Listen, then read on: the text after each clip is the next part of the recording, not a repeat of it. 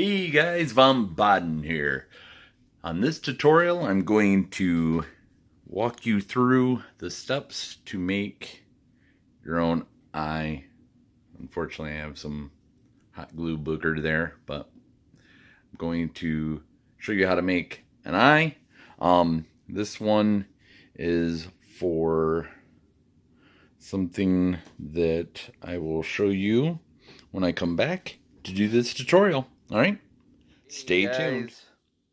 Von Baden back with this tutorial on how to do one of these eyes. Now, first thing, this skull will be the new headpiece once it's all said and done for my scythe or sickle that I've showed you a picture of the blade getting made. So I thought this would be kind of a cool tutorial to do. So first thing first, let's set that over there for a hot second. Move some of this stuff out of the way. This will eventually get covered with a little bit of flesh and whatnot. If you've seen the pictures before, I had cut. This was connected up here. The teeth were connected. I cut the jaw off, so I can accommodate for the sickle blade to come through there, and I'll add some corpsing, and of course it'll have just one eye, and I will do a tutorial on this at a later point in time with the skull, but starting with this. Now, you could get ping pong balls and go that route. I had some little red ones that were for a magic trick that I don't perform anymore, and they were just kind of taking up space, so I decided to go way out on a limb and do something a little bit different. I took and painted it white. If you can see in the back, there's still some of the red peeking through, but nobody's ever going to see that. So the next step after that, after painting the ball all white, is if you take a piece of yarn, and let me see if I can do this real quick. Let's set that up. If you take a piece of yarn, like so, let's see if I can move this around, and you start fraying the pieces of it. You don't need a whole lot, but you fray it up, and that'll give you the veining, capillaries, and whatnot. Now, this is pretty thick and heavy with the veining, mainly because I want it to be able to be seen from stage, because this will be on stage.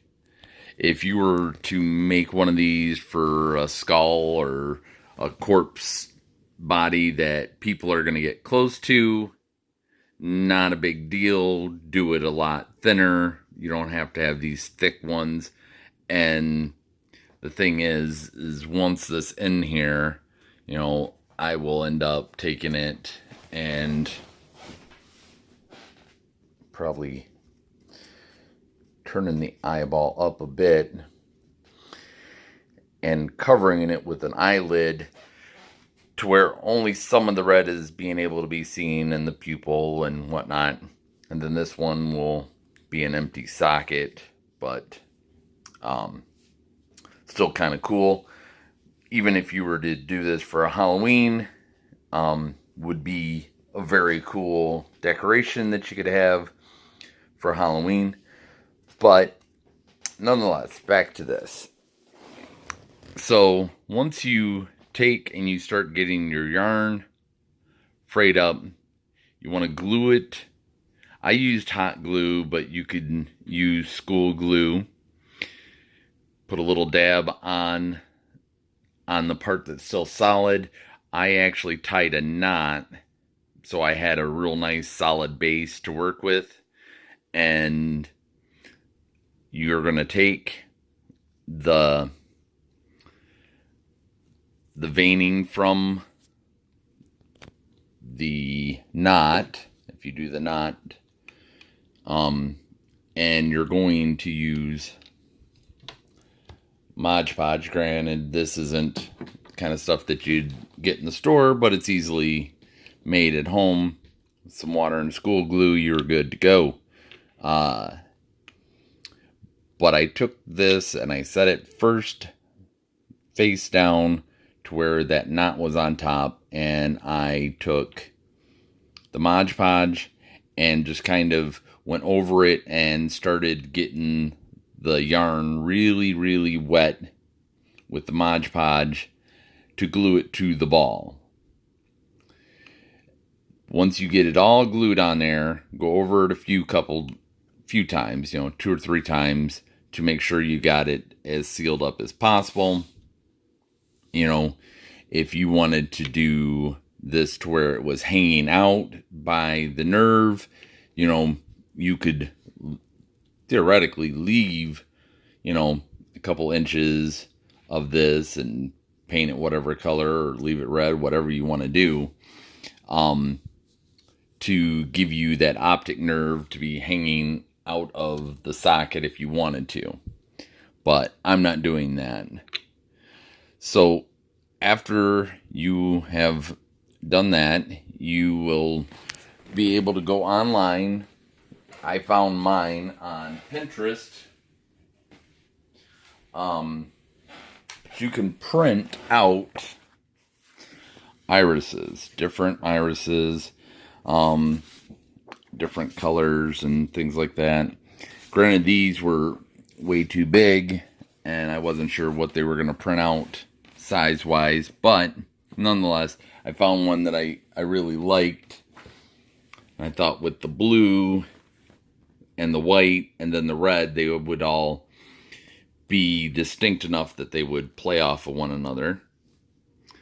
So once that was done and I printed those out, I cut it out as close to the edges as possible, and I tried to use glue stick, positionable glue stick. That didn't seem to hold as well, but excuse me, I did use a hot glue gun, and that worked. So once this is totally dry, I'll make sure I get all the hot glue boogers off of it. And then I'm going to use, let's turn around so you can actually see it. It's top coat, and I will cover the entire eye, or at least the part that's going to be visible, to give it a nice wet look and also seal all of that in. Then it'll go in the eye socket and get glued down and whatnot, and then I will start molding around that to close it up, give it some eyelids, and then that's for a different video. Sorry, I'm drifting here. So hopefully you found that interesting and useful. I will try to post a picture of the finished eye on my business page on Facebook.